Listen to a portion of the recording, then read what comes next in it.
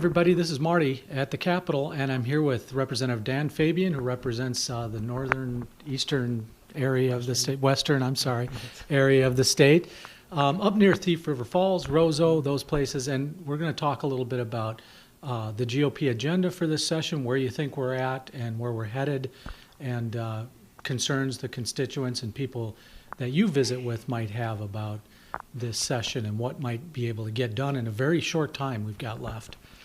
It is a short time, Marty, and I get home every weekend. It is a long trip, obviously, but I get home basically every weekend of the session.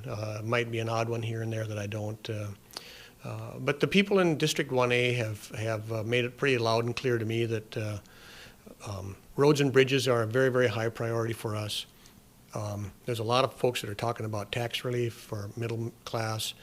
You know, the tax on Social Security is an issue. The tax on military benefits, pensions for, we're one of just a few states that do some of those things. So those are the things that I hear about the most. There's a lot of folks up there, even though the price of gas is low, very, very much opposed to raising the gas tax. I've told many people over and over again that I just feel like I'd be doing a disservice to Minnesotans if we identified a problem and we kind of default back to that position that, oh, here's the problem, so now we have to raise taxes to fix it. Mm-hmm. I think that there's a lot of common sense ideas in the bill that Chair Kelly and our caucus have put forth, trying to use some of the existing tax dollars that are going to the auto parts and leased vehicle sales and stuff like that. We need to try those things and see if they work. And we've obviously made a big commitment to transportation, roads and bridges. We all agree on that. Whether you live in St. Vincent, Minnesota, which is in the furthest northwest corner of the state, or you live in the other corners of the state, everybody benefits from roads and bridges. So I would like to think that we could agree on a roads and bridges project or process and get that bill out. That would be one of my very highest priorities. Yeah, we visited last week or the week before with Representative Alice Hausman, who had some concerns about how the money for those projects was being proposed by Republicans, like in a very non-traditional way. Normally you raise a gas tax and there's some bonding that'll go into some construction projects. But she said this was sort of an unprecedented proposal coming from Republicans. How do you react to that? Well, it obviously it is. It's a new idea. It's a new idea, and I think that's what people in District 1A tell me is they like the idea. Most of the folks that I spend time with, who are friends of mine, constituents of mine, talk about being taxed so heavily here in the state of Minnesota. Can we make some changes in what our priorities are and tackle this problem, particularly with roads and bridges that everybody sees as an issue, whether it's the roads that have to do with in our townships, the roads in our county state aid highway system, that really, for us in much of greater Minnesota, particularly northwest Minnesota, our county road system is where we really rely on so much to get our farm products, whether it's soybeans or canola or sunflowers or, you name it, wheat, to markets and to get them out of the field and get them to the farmsteads and then transport them from there. We also obviously see the value on our state highway system. Our 10-ton road system that we have up there is something that's very important to us in terms of our commerce and getting our products. And we're very fortunate in northwest Minnesota in that we have some very large manufacturers up there that do a lot of business, and transportation plays a big role in getting ATVs and snowmobiles out of the plants in Thief River Falls at Arctic Cat and Polaris, and the windows at Marvin Windows and Doors, and the products at DigiKey. Those all have to be hauled across the roads too to get them to their markets. And so I see that. So the fact that it is unprecedented, I don't necessarily look at it that way in a negative way. I look at it more as an opportunity to change direction. Well, her concern was really about borrowing around. This would be more like shifts and gimmicks than it is really a long-term solution. And what do you make of that? Well, there's a lot of labels that are hung on some of these things, and you can do that. The governor in his supplemental budget, as I understand it, is proposing taking money from the Healthcare Access Fund to fund a number of different things. Well, the Healthcare Access Fund, you could make the case wasn't really intended to be used for some of those. And by the way, You know, the legislation was signed into law that the Healthcare Access Fund, the 2% provider tax, is actually going away. So then are we going to create a big hole in the budget by taking $500 million from there and spending that on other things? So there's a lot of things on the table here in the legislative process right now, here in the House, and I'm sure that the Senate's going to have their ideas, and we've seen the governor's supplemental budget. So, you know, I look forward to exchanging ideas with other people and you know, really representing the values of the people in my district in this process. Yeah.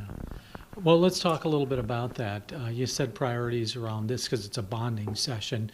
Are, you know, roads and bridges. Are there other things you're hearing from your constituents or, you know, others? I know there's, you mentioned when I came in, there's a lot of interest from your metro colleagues about what's going on in rural Minnesota.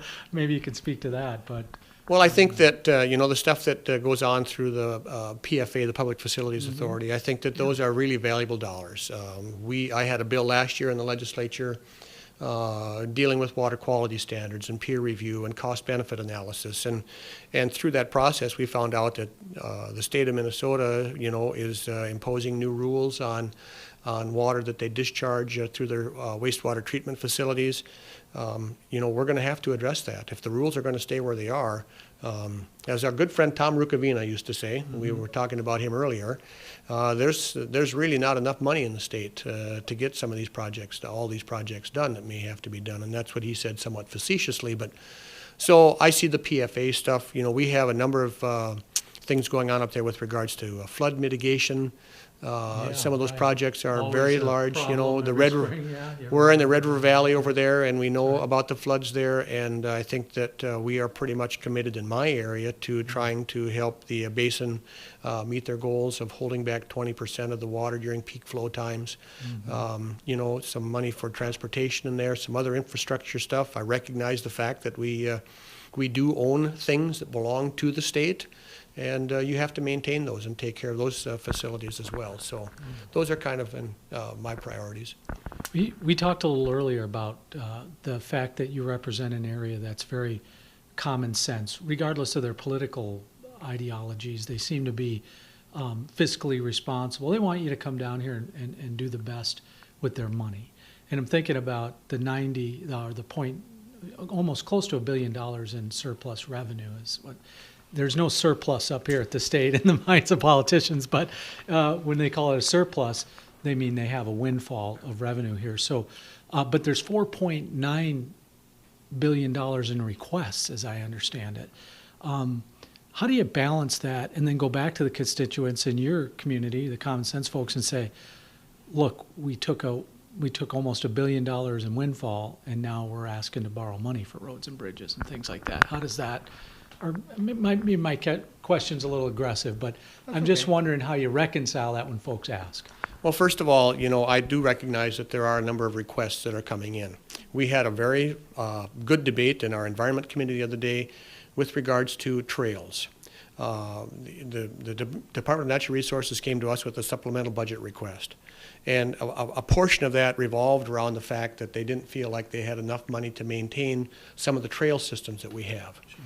Okay, so we are taking money in the past from legacy through bonding, and we're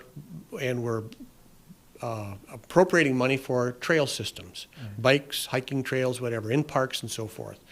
So on one hand, the commissioner's telling us that we can't maintain what we have. We need more money to do that out of the general fund. So I started a conversation with some other members. You mentioned Representative Alice Hausman earlier, and she said something to the effect that, well, communities are coming to us and asking for these dollars. And I said, well, I appreciate that they're asking for these dollars, but those communities also have to recognize that they are taxpayers in the state of Minnesota too. And if they're going to come to us and ask for money for a trail in their community, number one, what portion are they putting into the project? But number two, if the commissioner of the Department of Natural Resources is telling us we can't maintain what we have, those communities are going to have to be willing to assume responsibility for the maintenance of those trails in the future. If it has the most direct benefit for them, then, so we're going to have a change in our conversation about trails and so forth. So You know, I just, and that's a small part of the whole picture here, but when you talk about common sense and dealing with issues and having lots of requests, I think the point for me becomes, what do we need versus what do we want? And as Minnesotans, I think that we have to have that conversation about what are our essential needs. And maybe for a time period, we're not going to be able to meet some of the wants. And I realize that there's an intersection in those things, but when you talk about a $900 million surplus, you know, there's not $900 million laying around in the drawer someplace here in St. Paul. I just looked, there's Yeah, not. and that's a projected surplus for the end of June of 2017. Yeah. And we've seen that surplus in the past forecasts Come down, yeah. keep coming down. Yeah, that's right. And now when you live where I live, in the heart of agricultural country, and corn prices have come from $7 down to $3.25 or whatever, and you can't get your production costs out of a bushel of wheat, I really am very concerned about the next February's forecast and next November's forecast. I see, you know, the farm analysts that I talk to and listen to on the radio are telling me that that the situation in the ag sector right now is something that's going to last for a year or two. Yeah. If that continues, what's going to happen to the projected surplus? So I think that we have to proceed very cautiously with additional spending, especially spending that has consequences in the tails, and go back again to what are our priorities, where can we make some agreements, and resist the urge to spend too much. Yeah, let's talk about ag for a second, because that's near and dear to your district. Lots of growing. And to me too, personally. Yeah, right. Yeah. Okay. So, GMO, organic crop, the popularity of organically grown foods has risen, and the sort of fight against corporate farms and the Monsantos of the world, and I guess I can name some of them, Cargills and others, but they've long been the farmer's friend. But at this point, you know, people are sort of, you know, at least in the metro and urban areas, they're a lot more concerned about where their food comes from. Does that resonate with your constituents, Representative Fabian? Well, not very much. You know, we do have a few organic farmers around. I actually was a crop hail adjuster at one time in my previous life, and actually have done a little bit of crop hail adjusting on an organic farm. To the issue of the GMOs, I have a good friend who raises soybeans, and he has found a niche raising non-GMO soybeans, okay? And he has a market that he has found in Asia. And he's able to market his soybeans not using Roundup. But he told me, he said, Dan, I realize that people want these to be non-GMO. But the reality is that all plants have been genetically modified. That's how the process of plants changing themselves, they modify themselves. What we've done with GMOs is we've done it, you know, in a laboratory. Yeah. But he said, if people really knew what I sprayed on my, quote, non-GMO soybeans, I'm not sure that they would eat them. In the past, you know, when I go over the soybeans with Roundup, a couple of trips over, you know, that takes care of it. But now when I go in and I'm going to kill weeds, I'm using chemicals that he considers to be more harsh, and they're on them. So my point becomes, I think that people need to make sure that they understand what the issues are regarding GMO and non-GMO. Hey, listen, if there's a market for non-GMO and organic and people want to do that, absolutely, go ahead and do it. But we also have to realize that we're going to have to continue to change our farming practices. The world's population is growing. They're talking about having increases in yields and crops all around the world. When you go to non-GMO and organics, you get fewer bushels per acre. Mm-hmm. If we're going to meet the demand for food into the future and feed for our livestock, You know, if we don't continue to advance yields, we're going to have to take more land out of and put more land into production. Mm-hmm. So there's benefits and side effects, I'll say, to both sides of this issue, and I encourage folks to make sure that you really do understand both sides, because you know, farmers are doing what farmers do best, which is produce crops mm-hmm. and produce livestock, and they're very good at it. And they care about the land, they care about the food that they eat, they care about their animals. To me, it's counterintuitive for some people to think that they don't care about those things. Mm-hmm. And what about, I mean, your district is blessed with a lot of natural resources, land not one of them, but water as well. I mean, water's not been an issue in Minnesota, but in other states, there's been a challenge where, you know, water is being commoditized. How do you talk about that in your district? Do people bring that up in terms of not just farming, but actual drinking water? Yeah, you know, most of the issues that I deal with regards to water has more to do with flooding, has more to do with wetlands, mm-hmm. Has to do with wetland credits for county road projects and stuff like that. Mm-hmm. You know, we believe that the quality of our drinking water that we're actually drinking is good. You know, you talked about natural resources. We have a tremendous amount of the acreage in my district that is still basically in kind of a natural state. Yeah. Roughly 40% of the land mass in my district is owned by the state or the federal government or some sort of nonprofit.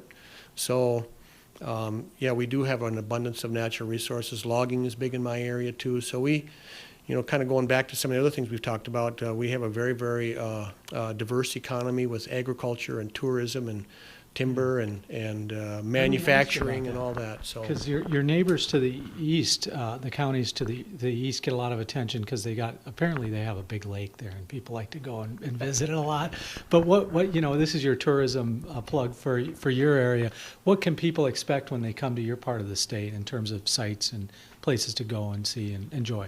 Well, we're obviously you're talking about Lake of the Woods, and that's kind of my place that I go to escape on stuff. If you look around my office, you can see a lot of pictures of me and friends hunting and fishing. We have a tremendous number of outdoor recreational opportunities. Beltrami Island State Forest is there in our backyard. You know, we have a number of snowmobile trails in the wintertime. Ice fishing is very big. The tourism industry really caters to outdoor enthusiasts, you know, and people are coming up there and do some birding and stuff like that. Me personally, I like to see bald eagles, but I love to shoot Canadian geese and mallards too. So those are the things I think. And I think that the other thing you find is in Roseau, for example, a lot of hockey. In Warroad, you got a lot of hockey in Thief River Falls. Yeah. But I think the biggest thing you're going to find is people really care about you when you come to our area. We appreciate the fact that you've come to our part of the state and enjoy it, and we like to be good hosts and show you a good time. And if there's something we can do to be helpful, we're there with a helping hand. Good. All right, last question, and then we'll wrap up here. But maybe you can share one thing that maybe would surprise people about your job up here. Maybe it's something completely off the radar that, you know, we have lunch in the secret cafeteria, whatever it is, but something that people might not know about you. And because what is this medical weed? I can't. This is my lunch for today. Okay. All right. I do not live a glamorous lifestyle down here. Yeah. This was my Black Forest ham sandwich with a little horseradish and stuff on it today. All so right. That might be one thing that surprises people. People think you're going to lunch with corporate executives every day and leading the good life. No, I don't. And when I go home on weekends, I usually make a big batch of pasta and put it into individual servings. So I think one of the things that, you know, outside of some of this humorous stuff, the things that people would be surprised by is the other people who are here, our staff people, partisan and nonpartisan staff people, are just some of the brightest, most willing helpers that you could ever imagine being around. They do so many really good things to help us as legislators understand issues and to craft the bills and the languages that we need and explain things to us.